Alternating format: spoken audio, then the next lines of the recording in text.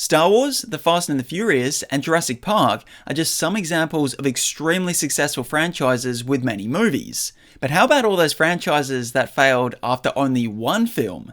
These are some of the movies that set up a sequel or entire cinematic universe, but didn't make it past the first entry. Hey, wait a minute, what happened? What happens next? Avatar: The Last Airbender is a 3-season show, and the live-action movie was supposed to be the first of 3 films. The ending of the first teased Azula as the main antagonist for the second, which was said to be a darker film. So, The Last Airbender was released in 2010. It made $320 million at the box office on a budget of $150 million, and it's unfortunately negatively reviewed. But even by 2015, director M. Night Shyamalan was still attached and looking to start filming by the end of the year. Although I think Nickelodeon and Paramount realised that based on the amount of time that had passed, plus the fact that it didn't do amazing numbers at the box office or review-wise, it wasn't worth making that second entry. They did eventually have another crack at it in live action with a Netflix TV show in 2024. They want you to be their avatar. Transformers has been a massive financial success in live action. Animation, on the other hand, is a completely different story. Not only did the original animated film bomb at the box office, but so did 2024's Transformers 1. The films themselves are positively reviewed, but marketing seemed to target them to a younger audience, losing a large portion of viewers, particularly those who enjoyed the Michael Bay films. Out of all the cancelled movies on this list, Transformers 1 might be the film that ended with the biggest setup for a sequel.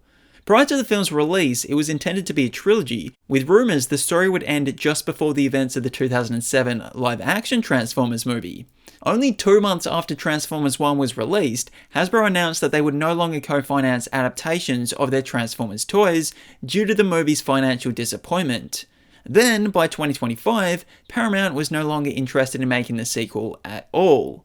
There are, however, reports that Michael Bay will be returning for another live-action version. I will be waiting. Universal Pictures have tried a number of times to get a Monsters universe going, so I'll start in 2014 when they announced that Dracula Untold would be the first film in a shared cinematic universe. If the Marvel Cinematic Universe can do it, then literally every other studio should have a crack at it. Because Dracula Untold was done before deciding to make an interconnected universe, the filmmakers had to go back to film the additional ending, setting up a shared franchise. The next movie in the franchise was intended to be The Mummy. However, Dracula Untold was not only financially underwhelming, but also critically disappointing too. So Universal decided to immediately start the universe again with The Mummy. And the studio went all in this time. Remember this cast photo featuring Russell Crowe's Jekyll and Hyde, Tom Cruise's Nick Morton, Johnny Depp's Invisible Man, Sofia Boutella's The Mummy, and Javier Bardem's Frankenstein's monster? Well, not only were those people cast, but so was Angelina Jolie as the Bride of Frankenstein, with her own movie scheduled for February 14, 2019. They even created an official logo and trailer video for this dark universe to build up hype. Javier Bardem was going to feature in Bride of Frankenstein before getting his own film, and The Invisible Man would also get his own film. On top of all of this, a Wolfman movie was in development, hoping to cast Rock the Dwayne Johnson in the lead, a reboot for Dracula was planned, Creature from the Black Lagoon script was being written, Phantom of the Opera was being developed, Hunchback of Notre Dame was announced, Van Helsing was considered to be played by Channing Tatum, and Russell Crowe would get a Dr. Jekyll and Mr. Hyde spin-off. So, 2017's The Mummy made $410 million on a budget between $125 and $195, and it has a 15% critic score and 35% audience score on Rotten Tomatoes. For those reasons, all future movies were put on hold, and by the following year, Universal Pictures decided to abandon the shared universe concept and just focus on standalone films. But prior to Dracula Untold and 2017's The Mummy, 2004's Van Helsing was also supposed to be the start of a franchise. Universal Pictures was apparently so confident that this movie would be financially successful, they not only planned sequels and spin-offs, but they didn't destroy the Transylvania sets because it was assumed they would be needing it again soon. And not just for a Van Helsing sequel, but for a spin-off TV show, Transylvania. Universal also put a lot of money into marketing, so they clearly weren't expecting low reviews and a disappointing $300 million box office. Due to this, all the future plans were cancelled. The Transylvania show, for one, was greenlit a month before the film's released and cancelled 2 weeks after the release. As far as a Monsters shared universe goes, personally, I don't think there needs to be one. Just make great standalone films and maybe a movie with a bunch of monster characters. I don't think any of it needs to be connected. Welcome to Hotel Transylvania! There are a lot of Godzilla movies. One of the iterations that didn't become a franchise was the American version released in 1998. The film ends with an egg hatching in Madison Square Garden, setting up the next movie in a planned trilogy. Sony was so confident that the first film would do financially well, they paid the Toho company $5 million for the rights to make sequels before that movie was released.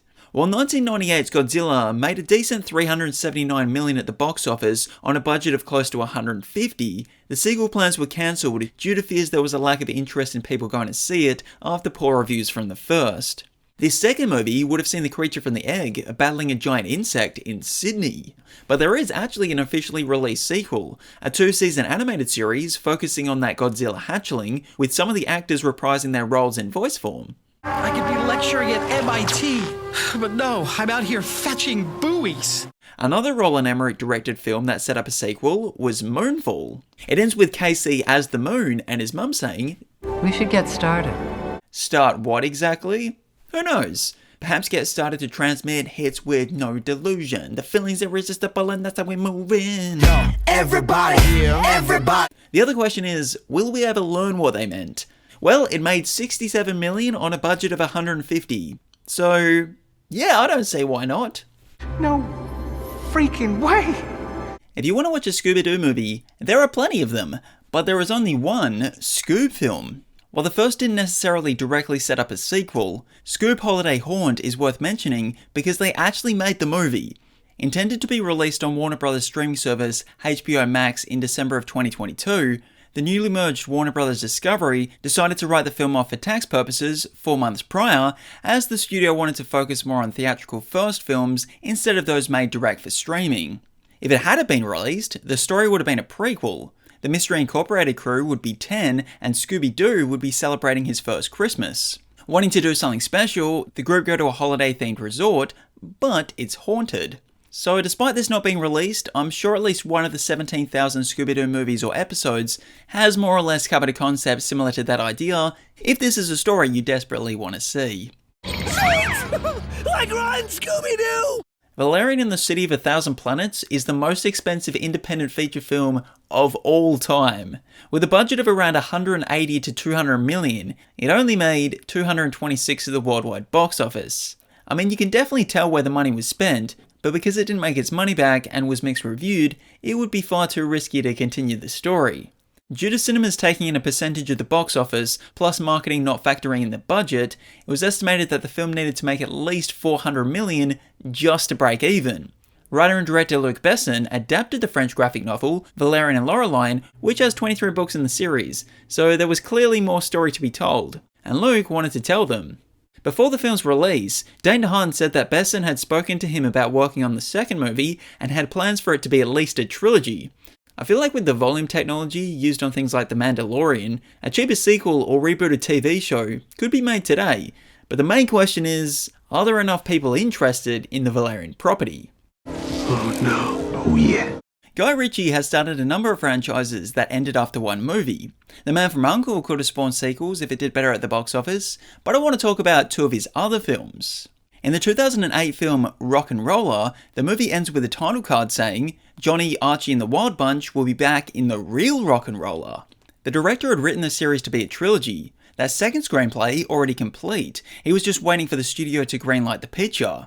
Joe Silva, who produced the first film, actually wanted to make the sequel, but after the movie came out, Guy became really busy with other projects. He did however note that it was more of a matter of when, not if. But that was all said back in the early 2010s, before another Guy Ritchie movie was released, The Gentleman, a movie that apparently used most of those plot points intended for the real RocknRolla. And who knows, maybe he used the third movie ideas for his adaptation on Aladdin.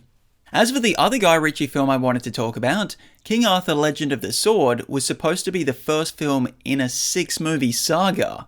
But they weren't all going to be King Arthur films, instead a part of a shared cinematic universe.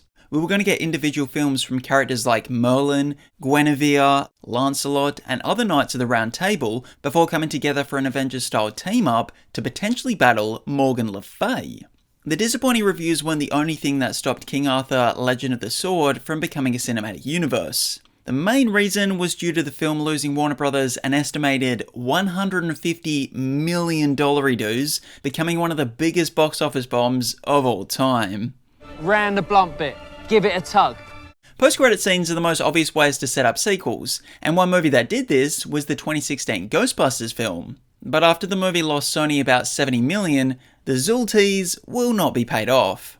These character stories did however continue in a 5-issue limited series comic, Ghostbusters Answer the Call, in 2017. Even after an underwhelming opening box office, Sony's president of worldwide distribution, Rory Brewer, said that he had no doubts the sequel would be made, as the Ghostbusters franchise was important to the studio. Plus, the cast and director had signed a 3-movie deal. Though it's not uncommon to sign actors and filmmakers up for multi-film deals when the expectation is to make a franchise out of it. What's Zul? Another movie with a post-credit scene is 2012's Battleship. That scene consists of some Scots trying to open a box, only to be scared by an alien.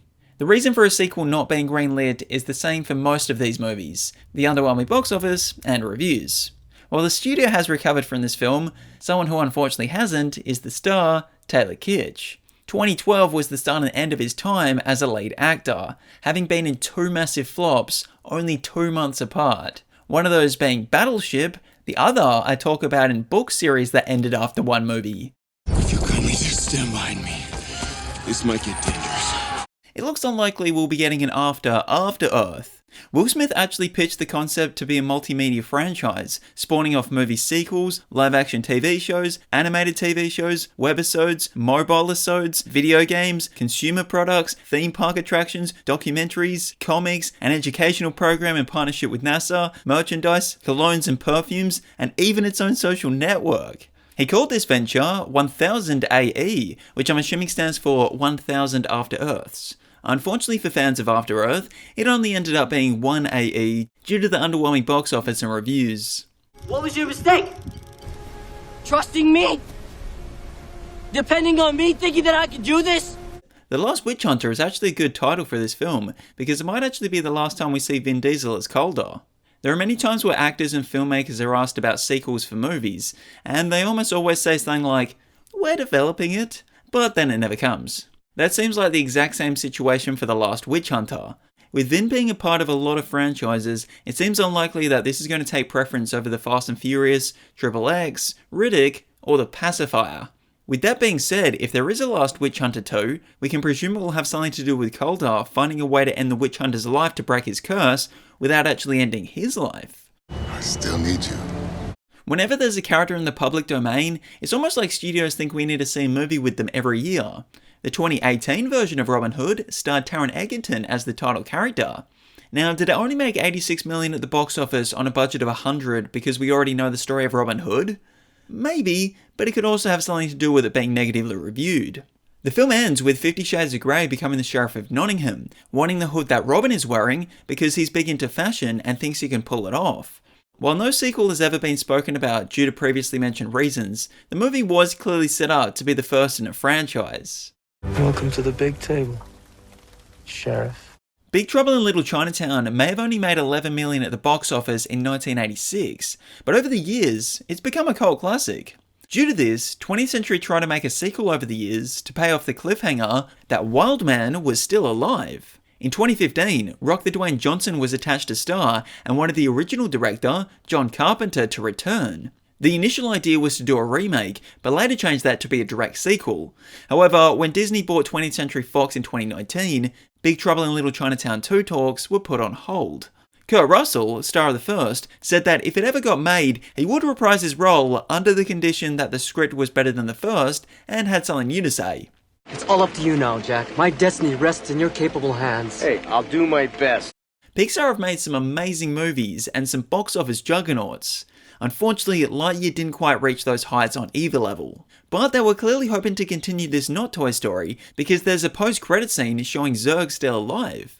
One of the reasons for Lightyear losing an estimated $106 million dues is because the film was banned in many countries, including the big market of China, due to the literal blink and you miss same-sex kiss. On top of that, there were additional countries that allowed the film to play, but had an age restriction for 16 or even 18 plus.